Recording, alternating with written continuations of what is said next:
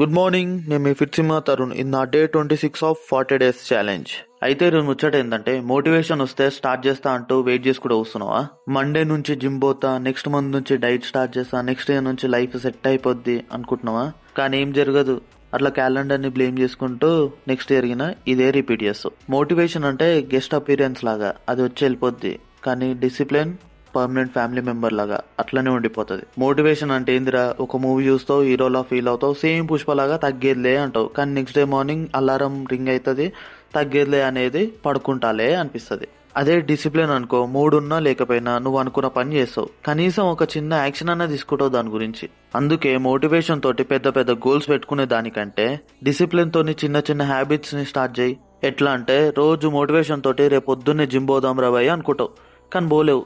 అప్పుడు ఏం చేయి, డిసిప్లిన్ తోటి ఒక 10 to 20 minutes ఇంట్లోనే వాక్ చేసుకో, లేకపోతే చిన్న బాడీ వెయిట్ వర్కౌట్ చేసుకో, సరిపోద్ది. ఫిక్స్డ్ టైం ఫిక్స్ చేసుకోకు, సేమ్ టైంలో డిసిప్లిన్ తో వర్క్ చేయడం బ్రెయిన్ కి అలవాటు చేయి. మోటివేషన్ కోసం వెయిట్ చేసుకుంటూ కూసోకు, యాక్షన్ తీసుకో, మోటివేషన్ ఆటోమేటిక్ గా వస్తుంది. సో గుర్తుపెట్టుకో, మోటివేషన్ స్టార్ట్ చేస్తుంది, డిసిప్లిన్ ఫినిష్ చేస్తుంది. నువ్వు కూడా తగ్గేదిలే అని కాదు, ఆపేదిలే అనే మైండ్ సెట్ తో ఉండాలి. ఇలాంటి రియల్ టాక్ కోసం లైక్ చేయి, ఫాలో కొట్టు.